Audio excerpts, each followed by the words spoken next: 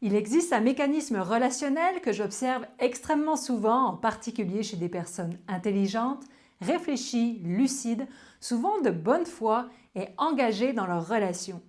Un mécanisme qui apparaît aussi bien dans leurs relations intimes, dans les relations professionnelles, dans les positions de leadership et parfois même dans des contextes d'accompagnement et de spiritualité. Ce mécanisme est simple à décrire, mais difficile à voir de l'intérieur. La tension relationnelle est presque toujours attribuée à l'autre.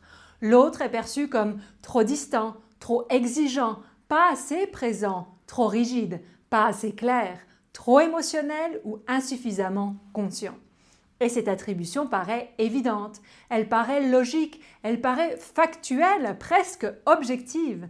La personne peut souvent expliquer très précisément ce que l'autre fait, ce que l'autre ne fait pas, ce que l'autre devrait comprendre ou ce que l'autre devrait changer. Et pourtant, malgré toute cette clarté apparente, la relation ne se transforme pas, elle se tend, elle se rigidifie et elle se répète.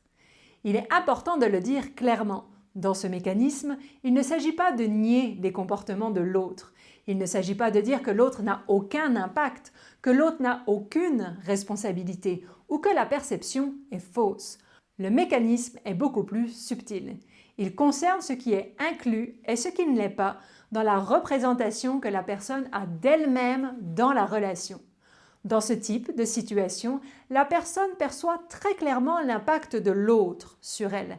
Elle perçoit ce que l'autre provoque, ce que l'autre déclenche, ce que l'autre empêche. Cette perception est souvent fine, parfois même très fine, mais il y a un angle mort systématique.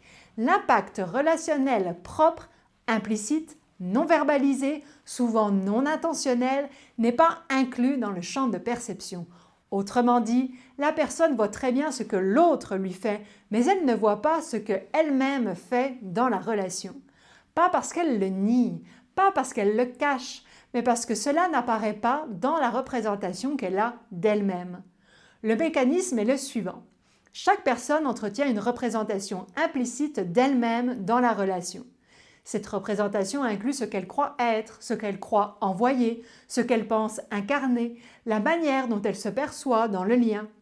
Et cette représentation est souvent cohérente, positive et stable. Par exemple, je suis ouvert, je fais des efforts, je suis honnête, je communique, je suis conscient de moi. Le problème n'est pas que ces affirmations soient fausses. Le problème est qu'elles constituent un modèle fermé dans lequel certains impacts ne peuvent plus apparaître. Dans toute relation, il y a un impact relationnel qui ne passe pas par les mots. Un impact qui passe par la posture, le rythme, la présence, le retrait, le ton, le silence, la manière d'être là. Cet impact est souvent non intentionnel, mais il est réel. Et c'est précisément cet impact-là qui n'est pas perçu par la personne elle-même. Elle ne le voit pas, elle ne le sent pas, elle ne l'intègre pas, alors il reste hors champ. Et lorsque l'impact propre reste hors champ, la tension relationnelle ne peut être expliquée que d'une seule manière. Elle est attribuée à l'autre. L'autre devient la source du problème, l'élément défaillant, celui qui ne comprend pas, celui qui résiste, celui qui bloque. Et cette attribution paraît d'autant plus juste que la personne se vit sincèrement comme engagée, consciente et de bonne volonté. Ce mécanisme est extrêmement stable parce qu'il est autocohérent. Plus la relation se tend, plus la personne fait des efforts conscients. Plus elle explique, plus elle clarifie, plus elle verbalise, plus elle renforce l'idée qu'elle a fait sa part. Ce qui rend encore plus difficile l'intégration de son propre impact implicite. À partir de là, la relation change subtilement de nature. Elle n'est plus un espace de perception mutuelle, elle devient un espace de correction. Chacun tente de corriger l'autre, de lui faire voir, de lui faire comprendre, de l'amener à changer. Même lorsque le ton reste calme, même lorsque les intentions sont bonnes, la relation devient un tribunal invisible où chacun plaide sa cause. Le mécanisme persiste même chez des personnes très intelligentes, très analytiques, très réflexives, parce que comprendre le mécanisme intellectuellement ne suffit pas à intégrer l'impact perceptif propre. La personne peut dire « oui, bien sûr, moi aussi j'ai un impact dans la relation », mais cela reste conceptuel, son impact réel reste hors champ.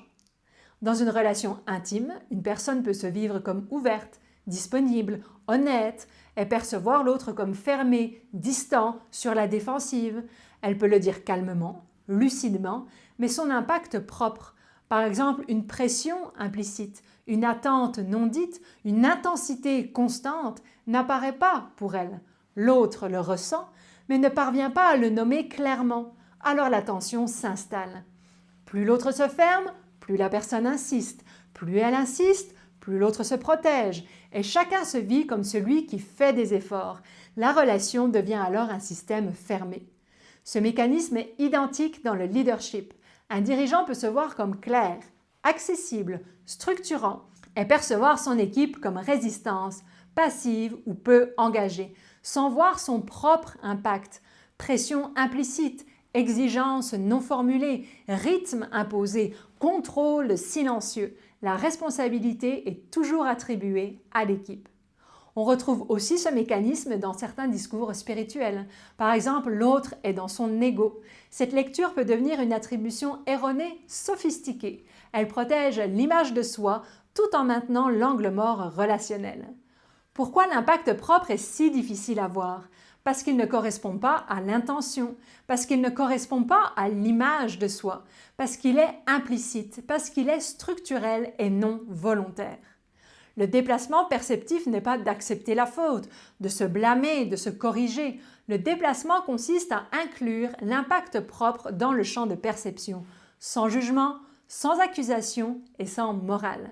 Lorsque l'impact propre devient visible, la relation se détend, la recherche de coupables cesse, le dialogue change de nature, pas parce que quelqu'un a raison, mais parce que le système s'ouvre.